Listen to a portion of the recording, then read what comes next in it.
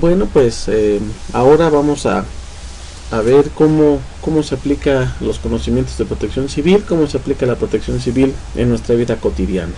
¿Dónde la debemos aplicar? ¿Dónde se debe de aplicar protección civil? Pues prácticamente debemos de usar como regla general que la protección civil se debe aplicar en donde quiera que haya concentración o presencia de seres humanos. ¿Por qué?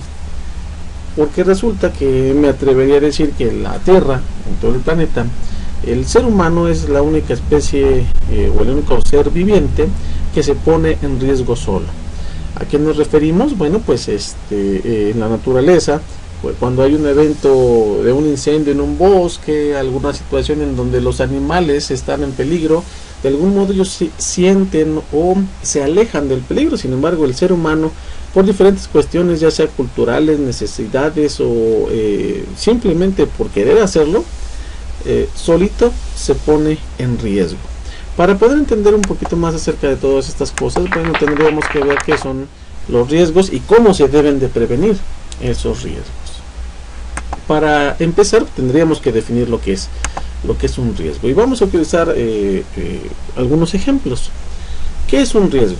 Es toda aquella situación que nos que hacemos o que dejamos de hacer, y que esa situación que hacemos o que esa cosa que hacemos nos pone o nos hace vulnerables y nos puede afectar cuando algo se presenta. En este caso, en el ejemplo que podemos poner es: si yo como ser humano voy y habito cerca de un volcán, yo solo me pongo en riesgo, o el riesgo es la cercanía que tengo con el volcán. ¿Por qué? Porque esa cercanía que tengo con el volcán me hace más vulnerable. Entonces, el riesgo es aquella acción que nosotros hacemos que nos hace más vulnerables en el momento en que se presenta un agente perturbador, como en este caso la erupción volcánica. Esos riesgos, los seres humanos somos especialistas en meternos en problemas y en estar o en causar esos riesgos, y no solo en la naturaleza, sino en nuestra vida cotidiana.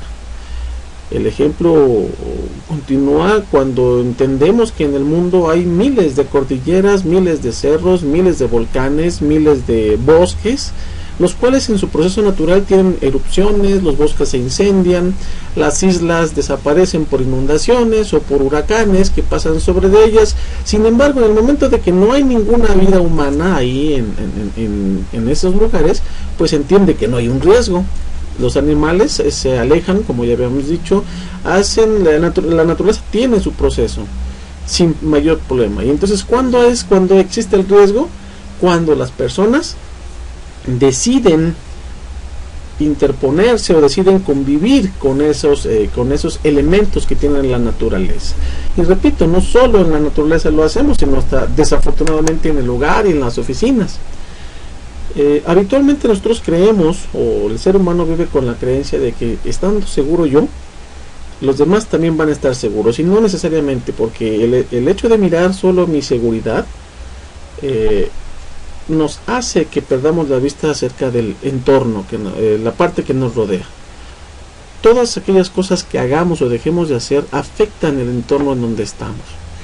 Para muestra también, pues basta un botón. Esta otra fotografía nos muestra que la persona que va en su vehículo pues está poniendo en riesgo a sí mismo, pero también a las otras personas. ¿Cuál es ese riesgo? El riesgo es que en un momento determinado se pueda estrellar, chocar o pueda atropellar a una persona porque no está utilizando sus manos o no está utilizando el vehículo como debe de ser. Eso lo hace más vulnerable a él y a las personas que lo rodean. Y lo mismo pasa en las oficinas, con extensiones, con cafeteras, con cosas que nosotros hacemos que nos hacen más vulnerables en un momento determinado, que necesitemos salir del lugar, que necesitemos movernos de ese lugar porque existe algún incendio o un temblor, no podamos evacuar la zona. Entonces nosotros nos ponemos en cada momento en riesgo, y en todos los lugares ponemos en riesgo no nada más a nosotros mismos, sino a nuestra familia, a las personas que queremos y con las que convivimos.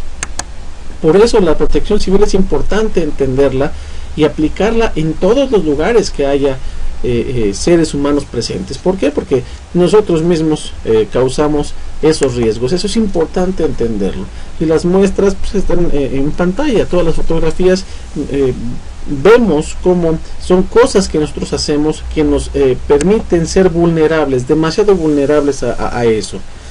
Y regresando al tema del volcán en este caso, pues fíjense cómo en nuestra imagen hay una población muy cerca del volcán. ¿Qué pasaría si el volcán hace erupción? Pues efectivamente las personas que están muy cerca pues están en riesgo, en un muy alto riesgo.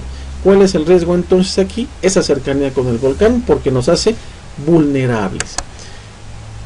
Pasa lo mismo cuando nos asentamos por necesidades, porque habitamos o que necesitamos una casa, habitamos a las orillas de los ríos cuando aparentemente están secos. Sin embargo, no sabemos en qué momento puede venir una contingencia climática y pues cuando el río toma su cauce, vuelve a recuperar su terreno y nosotros nos ponemos en riesgo al estar cerca de ese cauce. Pasa esta situación cotidianamente. Por eso es importante entender que la prevención, el crear planes y estrategias para evitar estas cosas es importante. Por eso es importante aplicar protección civil en nuestra vida cotidiana. Entender que si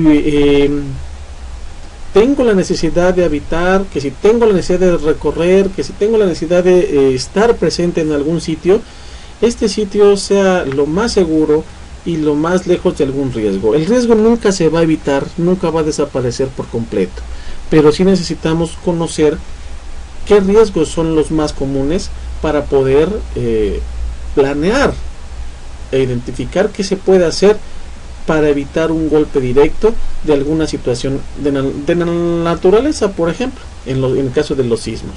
Entonces es importantísimo que esa prevención, ese planear las cosas, esas estrategias, las entendamos, y por eso es importante que entendamos qué hacer antes, durante y después de que suceda alguna cosa. La etapa de planeación, la etapa de pensarlo, la etapa de diseñar cosas es la etapa del antes. ¿Por qué? Porque ahí voy a identificar, ya sea en mi casa, en mi lugar de trabajo, qué hacer antes de que venga o de que se presente un temblor, antes de que llegue una inundación, antes de que suceda algún incendio. ¿Qué voy a hacer también? Hay que planearlo durante esos planes que ya hice en la etapa del antes. Debo de aplicarlos durante la contingencia, durante ese sismo, durante esa inundación, durante ese huracán. ¿Y qué voy a hacer después para recuperar todas esas cosas o la normalidad? Es importante entonces que siempre estemos planeando, que siempre estemos imaginando antes de que sucedan las cosas y empezar a identificar esas etapas, el antes, durante y después, en cada situación que hacemos de nuestra vida. Los agentes perturbadores más comunes, que así la ley les llama así, son los sismos, los incendios, las inundaciones y los huracanes. Cada zona del país está sujeta o está en riesgo de que alguna situación de este tipo llegue a pegar a una población, a una ciudad o al país entero. Simplemente necesitamos identificar en qué lugar pudieran suceder, qué es lo que podría yo hacer antes de que sucedan las cosas, qué es lo que se debe de hacer o cómo voy a aplicar los planes que estoy haciendo cuando estén sucediendo esas cosas y cómo voy a hacer la recuperación de la normalidad en esas zonas. Entonces, insistimos, hay que identificar, hay que pensar, hay que planear y después de todo eso implementarlo cuando se esté dando la situación. Todo eso es lo que nos enseña la Ley General de Protección Civil, que de algún modo les invito nuevamente a que la ojeen, a que la revisen, la localicen en internet, ahí la pueden descargar y de esta forma pues vamos a poder tener el conocimiento suficiente para prevenir. En algún otro momento, otra serie de videos ya trataremos lo que es la Ley General de Protección Civil. Sin embargo, ahorita les invito a que ustedes investiguen, a que vean los videos, a que analicen la información que hay en las páginas oficiales del CENAPRED, el Centro Nacional de Prevención de Desastres, básicamente, que es la instancia que provee de toda esta información, y de ahí estamos también obteniendo la información que hoy hemos estado platicando con ustedes en estos videos. les invito nuevamente a que sean autodidactas y empecemos a revisar.